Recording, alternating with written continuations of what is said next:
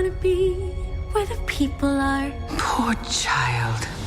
I'll make you human for 3 days. Is that even possible? Watch and you'll see. This Friday, Someday I'll be. experience the motion picture event of the year.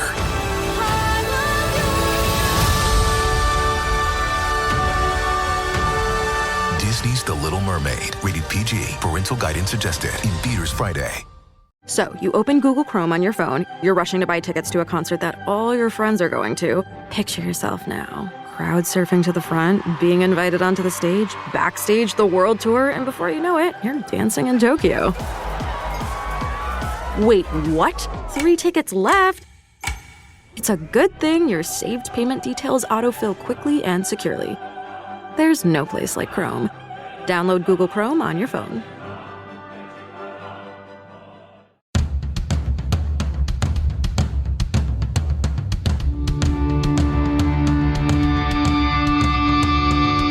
Hey, what's up? This is Sully from Godsmack. Strap on those boots, baby, because you are now in the trenches of the war room with the one and only Mistress Carrie right here on the Mistress Carrie podcast. What's up? This is Joe Rogan, and you're listening to Mistress Carrie. Her hair so lovely, pretty eyes. Hey, this is Brent from Shinedown, and you're listening to Mistress Carrie. Hey, Carrie, go put your bra on, girl. Hey, this is Steven Tyler, and you be listening to the baddest bitch in Boston, Mistress Carrie. What's up? This is Aaron from Stain, and you're listening to Mistress Carrie. Hi, everybody. This is Dave Grohl from the Foo Fighters, and you're listening to the one, the only Mistress Carrie. Hey, this is David from the band Disturbed, and you're listening to the baddest bitch in Boston, Mistress Carrie. Hi, Bruce Dickinson here from Iron Maiden. Yes, indeed, Miss Whiplash herself, Mrs. Carrie, is here to unchain your brain. Hi, this is Flea from the Red Hot Chili Peppers. You're listening to Mistress Carrie. This is Dennis Leary. You are listening to my favorite, Mistress Carrie. Hey, this is Corey from Stone Sour, and you're listening to, you have the privilege of listening to Mistress Carrie. Oh, God. Oh, yeah. Hey, it's Mistress Carrie, reporting for duty from MCHQ for episode 155 of the Mistress Carrie podcast. And before we get to this week's guest, Jay Buchanan from Rival Sons, I want to remind you about all the great Mistress Carrie gear you can get in the shop at mistresscarrie.com. New to the shop, Cocktails in the War Room Slate coasters. These are veteran made and they come in a set of 4. But the shop has got everything from shot glasses and pint glasses to coffee mugs, t-shirts, beanies, tank tops, hoodies, stickers, 7-in-1 bartender tools, and even clear plastic waste bags that meet all the requirements to take them into concerts and sporting events. You'll find all that and more. Just go to mistresscarrie.com and click shop. My guest this week, Jay Buchanan, is the lead singer from the band Rival Sons, who are getting ready to release their latest album, Darkfighter, coming up on June 2nd. I caught Jay while he was getting ready to hit the road on tour, and he was driving around, picking up his dry cleaning and running his last-minute errands before getting on the tour bus. We talked about touring, his extended family time during COVID, and being a dad. He told me all about the experience of singing the National Anthem at Gillette Stadium. We talked about his upbringing and all the music that he grew up loving, and we talked about the future of rock and roll and so much more. Rival Sons are on the road, and you can see them at the Palladium in Worcester coming up Wednesday, May 31st. You can see them on Friday, August 25th at the Bank of New Hampshire Pavilion in Guilford, New Hampshire, opening up for the Smashing Pumpkins. And on Sunday, August 27th at the State Theater in Portland, Maine. Get the details on all the shows on the event calendar at mistresscarrie.com. And if you want to see Rival Sons outside of New England, check the show notes of this week's episode. You'll find all the links to find Jay Buchanan online, to find Rival Sons online. You'll find all of my links as well, and the link to this week's corresponding playlist. I make a playlist for every episode of the Mistress Carrie podcast that's filled with all of my guest music and all the artists and songs that we referenced in the interview. So allow me to introduce you to Jay Buchanan from Rival Sons. Hello, Mr. Buchanan. Welcome to the show. Hi, Carrie. It's good to see you. Good to see you, too. It happens from time to time that people that I talk to on the show are currently driving. So you're in the car right now. Just be careful. I am being I'm going to pull over in just a moment. when I needed to, well, we're getting ready to hit the road right now. We're going to be out on this long, goodness, it's like 6-week tour in the U.S. And so when you're getting ready for a long tour like that, there are always a large number of things and loose ends that you've got to shore up at home for the family, the house, and just getting things together, getting all your dry cleaning together, making sure that your instruments, that everything's accounted for, your checklist. Most people have to go through that for like a week-long vacation, but you guys have to do it for like a 6-week-long tour that you're basically just picking up your life and that's right, taking off. That's right. We've been doing it for so long that it's a large undertaking, but I think that once you've done it so many times, you just develop a checklist. You develop a rhythm on how to pull it all together. Before I was on the radio, I was a roadie, for lack of a better word, for a few years at Tech. And it's definitely something that you get into this rhythm, like to idiot check hotel rooms before you leave. Like you just get so used to traveling that you become really good at it. Oh, yeah. Yeah, you definitely. I remember early on getting started with all of that, the things like the dummy check that you're talking about. When you leave the hotel room and you're thinking like, okay, no, I need to go back. I need to do another sweep. And now I'll find myself pulling it all together, leaving the hotel room and having that confidence going like, no, I did my sweep. I don't need to do another one. I'm a pro. Because you're so used to traveling, how hard was it for you to kind of unplug your life and stay home because of the pandemic? That's really trippy because A, it was devastating, but B, it's the greatest gift I could have been given, And I think that it's that like double-sided thing for people. Like, for me, having to slow down in March of 2020, everybody had to, right? Everyone went into isolation, the lockdown. Remember when they said, okay, we're just going to need you to everyone to stay home for 2 weeks. Flatten the curve. Yeah, right. But so many things happened, for all of the devastation. I didn't lose anyone that was very close to me due to COVID. I lost other people throughout that time period that I was very close to, but it wasn't COVID. But with everything that we were going through, my wife and I found out that, we had another baby coming, and we found out in February of 20. So it was like, great, and I'm just thinking, oh man, what's it going to be like? She's going to be super pregnant. I'm going to be gone. I'll be out on the road. I need to make sure that I'm there when, that I need to make sure that I fly home when the child's born and, and just thinking schedule wise, how am I going to do this right now? This is going to be very taxing. Well, Carrie, because of the lockdown, I was able to be there to comfort my wife and be with her through like that entire process, through her entire pregnancy. And share that together and to help her out. Carrying a child it's kind of a big deal. It's a lot of work. It's a lot of work. And such a revelation. Yeah. In what reality could I have ever done that? And not only that, but, I was able to be there when my son was born. And then subsequently, I was able to wake up every day and be with my child, and be with my family every day for the first year of his life. Given the choice, I would always work. I always work. I always tour. I love my job, and that's what I do for a living. And it's more than a job. That's who I am.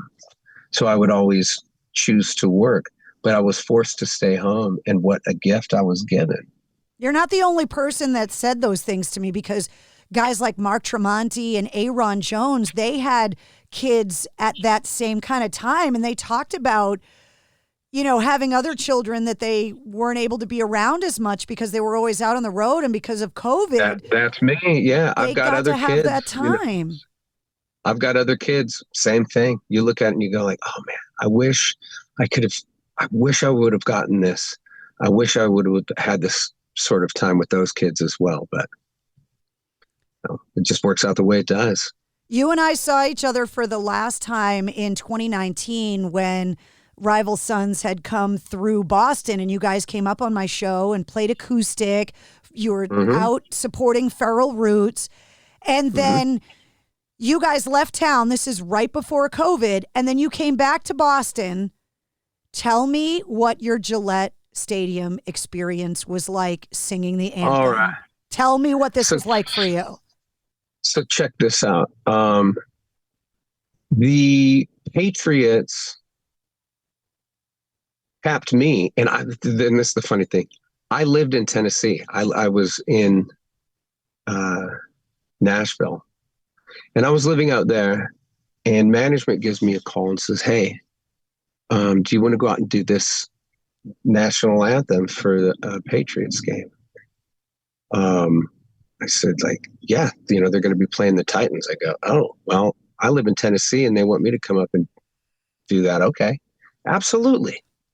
It's a hell of a song to sing. So I fly up there, and it was really great. I'm sitting on, first of all, I get up there and I'm right on the 50-yard line, right in the middle. And this is before anyone showed up, and the stadium was empty, and you can see the fog, you can see the mist through the lights and everything up there. And they have me sound check really quick, and they don't have any in-ear monitors set up for me. I'm talking to the guy, and I said, hey man, like, how am I going to hear myself amidst all of this delay, like super delay? And he's like, I don't know, you could wear earplugs or something. I'm just going like, oh shit, what am I going to do? But anyway, so then I go back to a little green room they had set up for me, with some like, I don't know, some beers and chips or whatever. So I'm sitting back there going like, well, all right, I guess it's just going to be what it's going to be. And I've got my buddy with me. And then when they bring me out, once the game's about to start, the energy in that place was insane. I'm very much used to performing for a crowd of, 50 to 100,000 people. I've done it many, many times. But those are concert goers. And the energy at a concert is very different than the energy of a stadium filled with football fans, especially New England football fans. I had never experienced something like that. So then I walk up, and there's like the full military guard behind me, and I didn't know, but as I'm singing, they have like fireworks going off behind me and everything. And it was trippy because that was the first time in my life I had ever been introduced as two-time Grammy nominated artist, Jay Buchanan. And I was like, oh man, all right. So we went, and I sang, I watched some of the game, and of course, Patriots lost. We don't need to dwell on that. Yeah, I know. But I remember thinking like, oh, wow, that was a historic game right there. Wow. And it was a great experience for me. They take all that stuff seriously. Minutemen in the end zones and the. Yeah. And for me, the experience of singing the national anthem, I took the classic route. I sang it as traditionally as I could. I wanted to honor the song, That's our national anthem. I've been on stage so many times, Carrie, I couldn't count. I've performed and had to sing so many times. But it's very, very different when you are getting up there for television, in front of all of these people, and you are singing the national anthem. You can get freaked out because you're thinking like, I know the song, I know all the lyrics, but just thinking like, what if something happens? What if something happens? What if I forget? What if my mind wanders? It's all out there. You're letting it all hang out right there in front of everybody. I don't think I've ever felt nervous about singing a song in that same way. Just going like, oh my God, this is like hallowed ground. This is, vocally, that's like the sacred cow. It all worked out perfectly. It all worked out fantastically. Taking your version off the plate, okay, taking the Jay Buchanan version off the plate, does Whitney Houston get the GOAT for best version of the anthem ever? Who do you think sang it the best ever? Because everybody's done it, and either gone the traditional route or. I'll take Whitney Houston. I will take Whitney Houston. Her rendition was incredible. What a voice! There are a lot of great vocalists out there. Whitney Houston just nailed it. Chris Stapleton's most recent, his version with him playing guitar, it was beautiful. Yeah, it really was. But then one of my other absolute favorites was in the late 80s, Marvin Gaye, or in the mid 80s, Marvin Gaye went and sang it, had a little drum machine going, or a drummer. And he did it at a Lakers game. And if you look that up, it's pretty cool. It's a tough mountain to climb, the anthem. It was not written to be easy, that's for sure. No, you got to start low. Don't start too high. You'll really screw yourself, I'll tell you. Well, you're a runner. That's what they say about the Boston Marathon, too. You got to go out early because it's going to kick your ass at the end. So you got to pace yourself. Yeah, right. Yeah. Yep. Can we talk a little bit about your musical upbringing? It's one of the things that I really started focusing on is how the soundtrack of your childhood kind of shapes your musical identity as you get older. So my theory is there's the music you get exposed to as a kid that's kind of unwilling exposure. Your parents, the cool uncle, siblings. Mm-hmm. And then you hear something at some point in your adolescence that you go, no, wait, that's mine. And then everything changes from there. So what was the soundtrack of your childhood, and then what changed music for you? Oh, goodness. Well, that's a great way of putting it. You're absolutely dead on about that. You get the music that is around the house and that your parents are into, right? But then once you discover something and you feel like it's yours, it's part of your identity. That's a completely different thing. So what did you ask, though? So what was the soundtrack to your childhood? What did you grow up hearing musically? And then what was it that changed everything? Okay. For me, it was early on, I think until the time I was 4, probably. It was rock, some folk, mostly like Joni Mitchell, but rock music, everything from Led Zeppelin to Cheap Trick and the Rolling Stones and all of that stuff. But then Joni Mitchell, but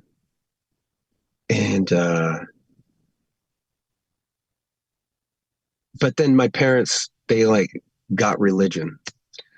And then, that Christian, the evangelical wave that swept the country, and that just before Reagan took office, right? And I was so young, and then I think like a lot of people at that time, I think that my parents were probably wanting to repent for their hippie ways, and raise their kids, be responsible, and do the best that they could, right? So then they started going to church, and no more of my pop's record collection. He gave it to my uncle. And then it was a lot of church music. Then it was a lot of Christian music, and not so good. Now, even with that, there was a lot of singing in church, and there was like my mom would sing in church, and my papa would play guitar for the church too.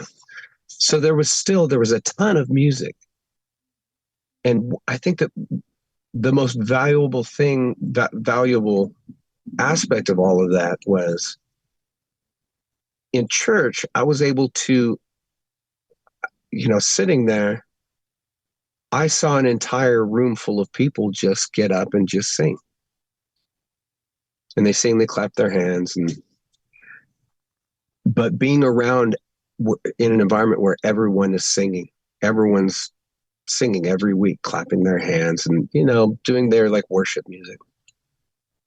I think that there was something very, very special about that for me, because you could pick out different people's voices and the way that they sounded, or the rhythm and how they clap their hands and everything, their way of expressing themselves, their way of, they're doing this worship music and their way of doing that, and thinking, wow, okay, for them, they're singing out. Are they singing to God, which any idea of God or whatever, it's such an abstract for a very, very young child, much less I think it is for adults too, obviously. Yeah, we're still trying to figure it out. Yeah, exactly. So, but being around all of that, I think was very crucial for me, because music and like the human voice singing was always something that felt so vulnerable, and it sounded so personal, that it was immediately, it felt like a language, but it felt like a secret language. It felt like the language that everybody speaks when they have to tell the truth. Because if a person is singing and they're trying to sell you a version of themselves, you can hear the pitch. You can hear the sales pitch, and I don't care who it is. You can hear the sales pitch. But then when you hear someone that is just vulnerable, you hear that too. And so it's like you're getting two different messages. You're getting the lyrics that they're singing to you, but then you're also their inner voice, their inner vulnerability, their inner truth is also coming out. And that's something that is beyond words, and that's something that you can't lie. There's no sales pitch for that, because it's just vulnerability. It's nakedness.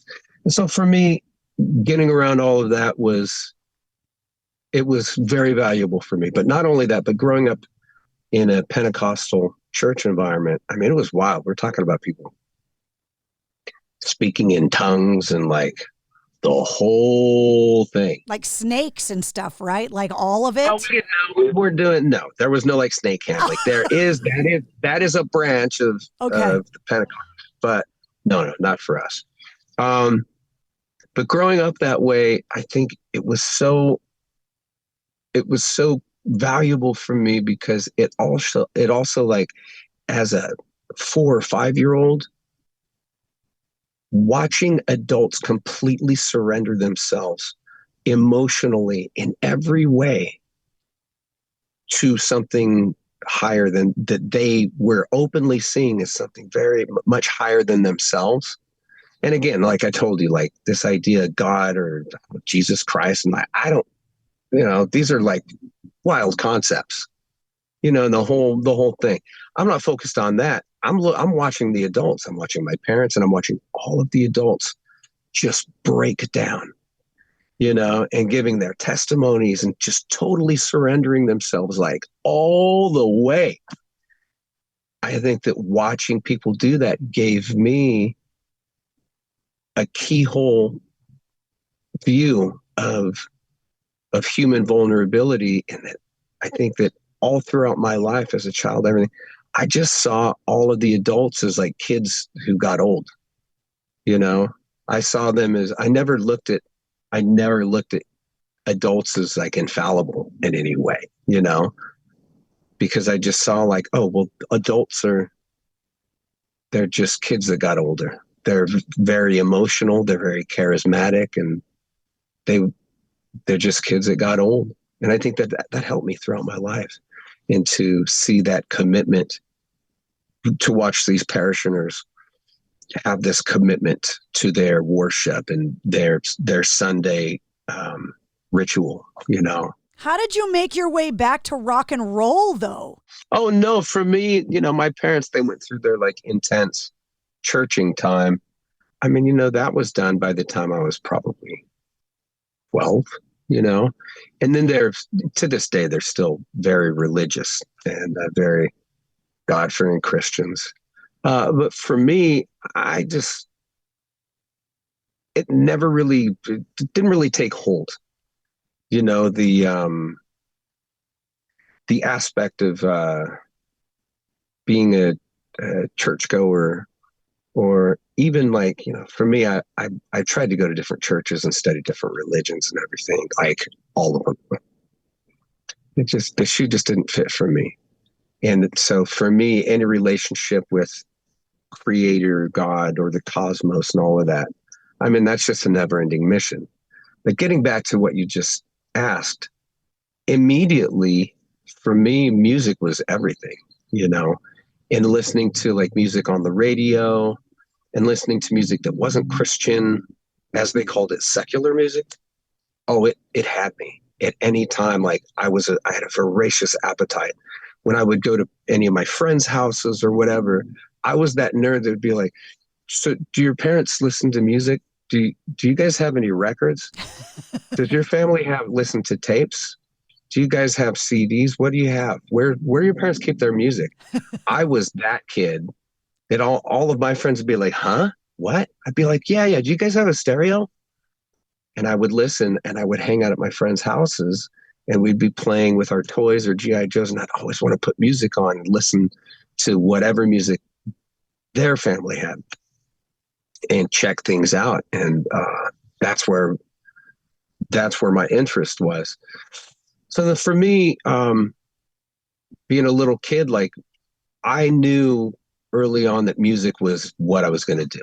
Like I knew that that's exactly what I wanted to devote my life to. And in what form and in which way, I wasn't sure. So I became a singer-songwriter early on. And then like when I heard, you know, my parents got back into buying records and listening to music. And so then there was a lot of blues music around our house. Everything from, you know, Robert Johnson to Howlin' Wolf, Blind Willie McTell and Blind Willie Johnson, and all of this music, all onto like the Steve Miller band and just everything. I loved music. I knew I did. And then I remember hearing, listening to, it was Jimi Hendrix that really grabbed me in terms of rock. I heard Jimi Hendrix on a movie commercial, and it was Purple Haze. I think I was 11 years old. I heard that and I go, what was that? I never heard anything like that before. So then I had this literature teacher in my middle school, and I wanted to talk with him about music. And he would let us play. He would play music in class, and he would let us bring music to play. And none of my other friends or none of the other kids had like tapes or, you know, had music to bring. I would bring music. It's weird how some people are music people and other people aren't. Like you and I are music people where it does everything for our life. And then there's those people that just aren't, and I don't understand them. Be afraid of those people. I think for me, it was just music was everything, right? So this teacher, he would, I would buy tapes and I would bring them to him, and he had a big record collection. And I said, will you put those records on tape for me? I was 11 years old, 12 years old, right? And then this guy, he gave me Jimi Hendrix's entire discography, Jimi Hendrix live at Monterey Pop Festival, Otis Redding's complete recordings, and Bob Dylan's, you know, like first 6 records and all this music. And that's exactly what I wanted, you know, and I would ask him, can you do this record and this record? And for him, I think that he was looking at it like, who's this little kid? What? All right. Well, he wants this stuff. Okay. But it was Jimi Hendrix and the Jimi Hendrix Experience and then the Band of Gypsies that really, for rock, it was like, oh my, what planet is this guy from? Because this doesn't sound like anything. That happened with the Beatles, and then it happened with Hendrix. Like, there were just these lines that things just changed once they arrived. And Hendrix is one of those guys. It just changed everything. Well, Hendrix was just pulling from he was drinking from a pool that nobody else did. I mean, Miles Davis, you know, certainly went there, but like, he was just, he was from a different planet altogether. And I don't mean like, oh, how wild, what a wild, you know, showman he was. Like, no, you listen to his production and his songwriting, like, no, heavily influenced by Bob Dylan, obviously. But what he did and what he was bringing back from that other side, that other dimension was just completely different than what rock music was doing. There's a lot of people that think he had synesthesia, that he associated music with colors, that he saw notes in his head, which is, I guess, a thing. Yeah. And some people think he had it. Well, whatever he had, thank you. So then there was that. And then I heard, I remember hearing Led Zeppelin, hearing like their first record. That was the first album I heard of Led Zeppelin. I heard that in 9th grade. And so I was, 13 years old. And that was really like, oh, whoa, who are these guys? Listening to it and going like, this album, whoa. And that was I loved Led Zeppelin in high school. But so getting to it, that was really about as far as rock and roll went for me, or rock music. And look, everybody loves the Rolling Stones, everybody loves that, everybody loves the Beatles. I never got like super into the Beatles. I had Rubber Soul and Sgt. Pepper's and, but I didn't even have a Revolver until I got older. But there was all of this music going on. But what's funny is like rock, I really grew out of rock by as I was moving through my teens. So by the time I was like 17, I was just kind of done. I was into the singer-songwriters. I was into artists that were singing about different things. And because, it was just what I was into intellectually, what I was studying with philosophy and everything. I think that I associated rock mostly with all of that posturing and all of the, that form coming ahead of function. Well, it's part of a show. Rock is always kind of this live experience thing, and that's all part of it. But the singer-songwriter thing is very naked and emotional. Exactly. And that's much more what I identified with. And then I really didn't listen to rock music at all until I got with, until we made Rival Sons. Wow. That was really like, I was not making rock music, and it's not that I didn't like it. And it's not that I wouldn't put on rock every now and again, because I loved like Queens of the Stone Age and, but it wasn't part of like my vocabulary, and it wasn't artistically where I was at as an adult. But then once we got together, it was like, oh, well, I guess, rock's pretty fun, this is a good time for me. And then I think that I was also at odds, like, well, I don't know, I'm not into all of the rock and rolliness of rock music, or like the lifestyle or that image. Like, man, that's not really me. But I think that really knowing that, okay, well, this is my mission now. I think it began for me, my journey of trying to find my own voice within the genre and trying to inject my ideals into our music and sing about the things that I wanted to sing about and write the melodies in such a way that just write music that I wanted to convey through that genre. I love asking songwriters this question.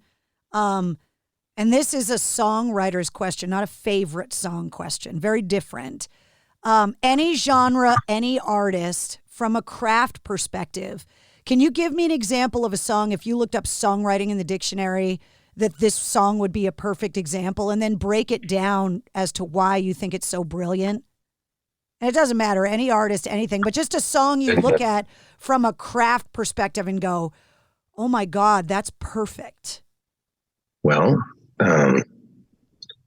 you can have pop songs and then you can just have written songs. I mean, Paul McCartney is a savant, and so is Brian Wilson.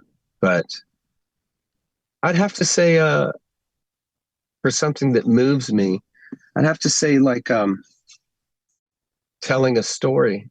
That's what a song is. A song is there to tell a story. It's not just, to clink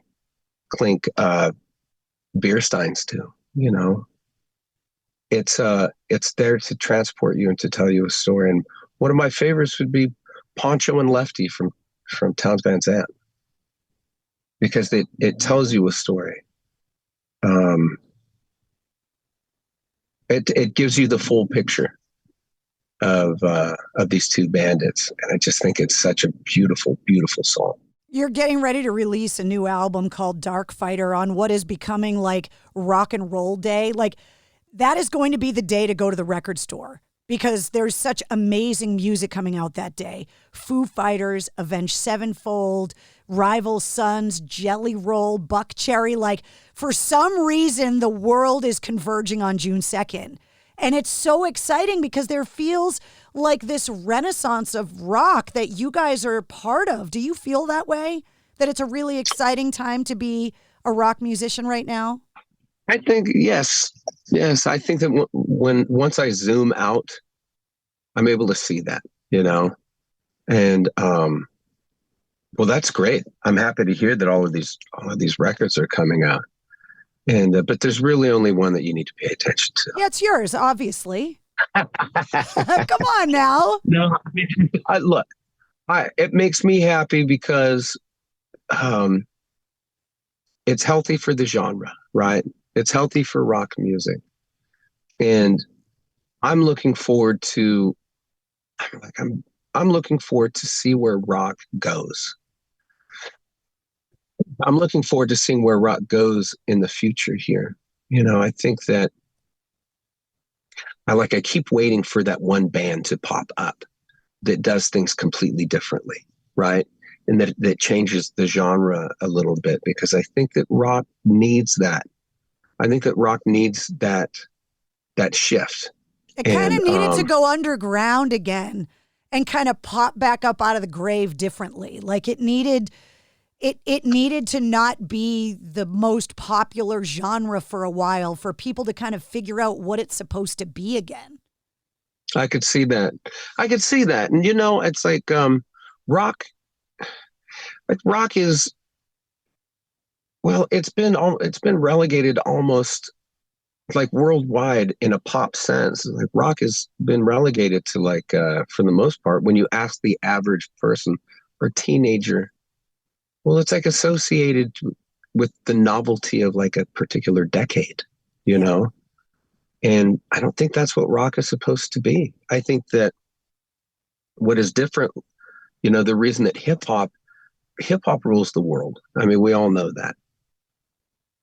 But hip hop is innovative, and it's constantly changing, and it's constantly innovating. And I think that with rock music paying a little bit too much homage to tradition, I think that it will keep it in the past.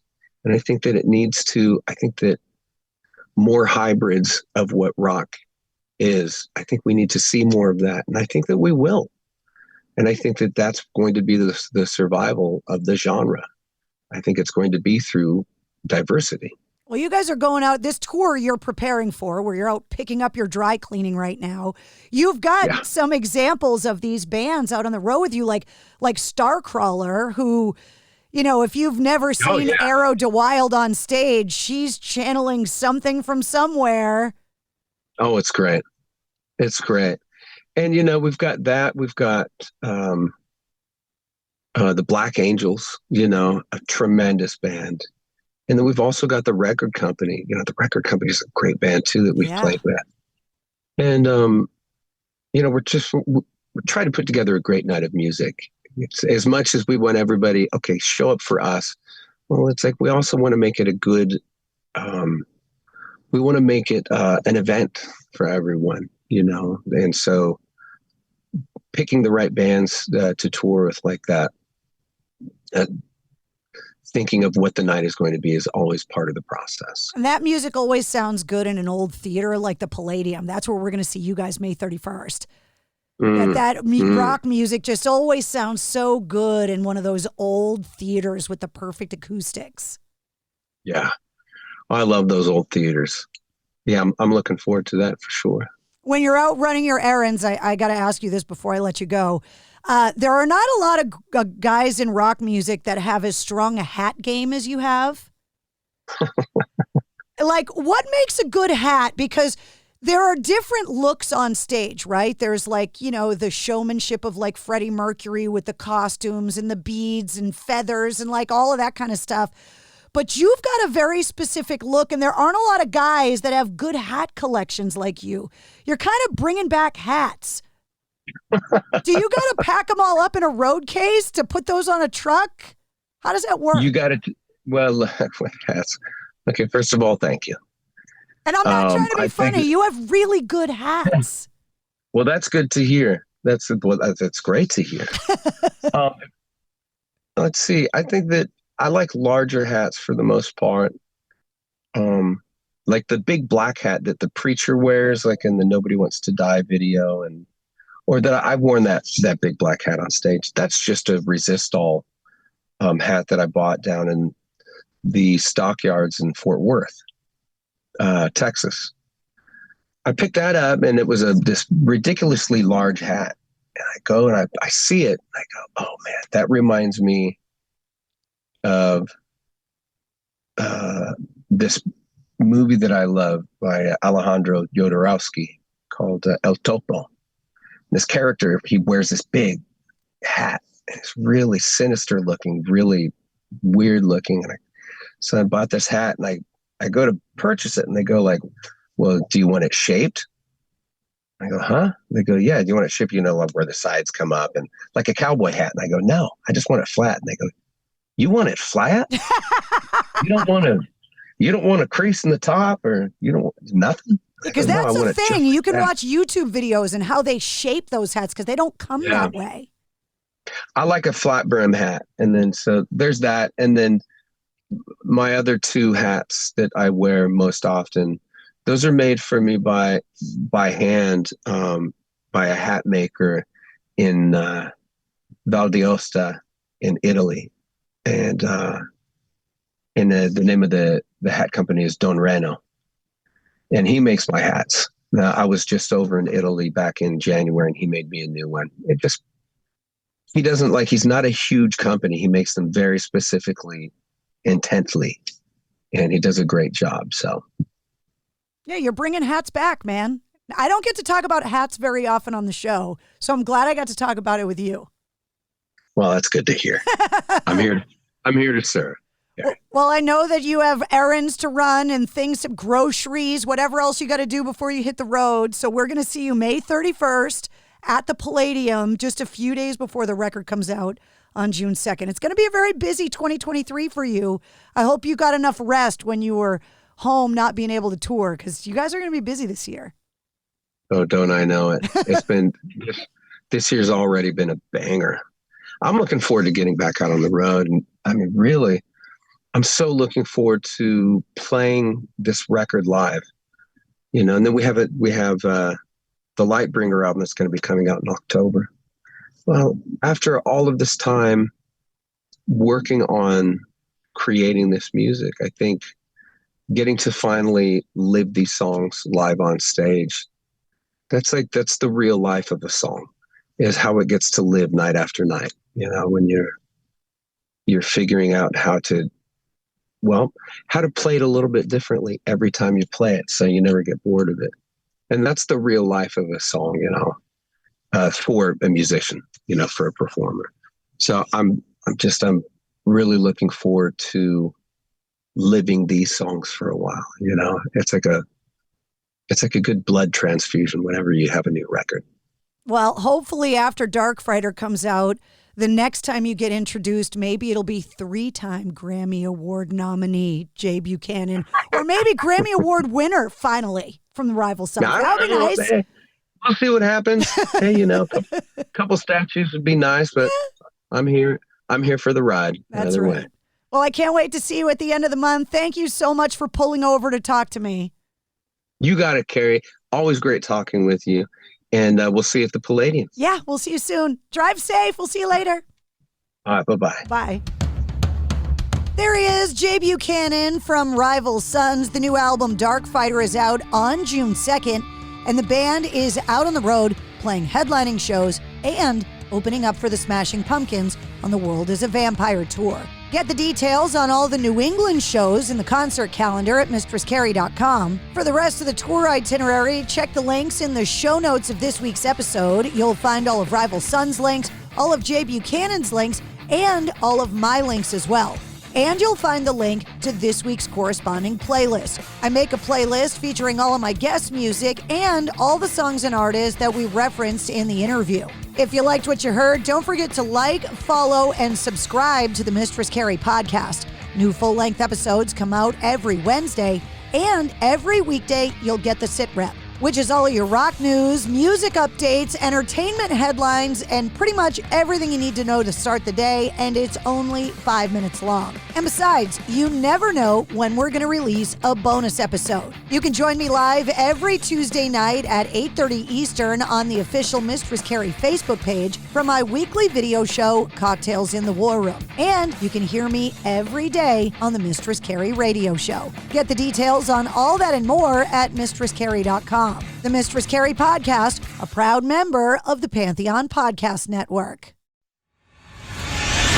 Metal. I'm Metalhead. Metal Mayhem ROC is the home for metal from the very beginnings. This is James DeBerre from Hellstar. You're listening to Burnomatic. Dave Overkill from the Cleveland band Destructor. Hey, Dave, how are you? I'm doing great. To longtime headliners. Hey, this is Red Beach from Whitesnake. Hey, this is Vinny Appice from Dio, Black Sabbath, and Last in Line. To music of today. Hi, this is Olaf Wickstrand from Enforcer. Hi, this is Braun from Mastodon. You're listening to Metal Mayhem ROC. With John the Burnomatic Burno. Plus, we talk with producers and authors to give you behind-the-scenes info. Hi, this is William Merwin, author of The Meaning of Metallica, Ride the Lyrics. Greg Renoff, the author of the book Van Halen Rising and the Ted Templeman book, A Platinum Producer's Life in Music. Pleasure. Thanks for having me on. Metal Mayhem ROC, a proud member of the Pantheon podcast team, giving you more to listen for.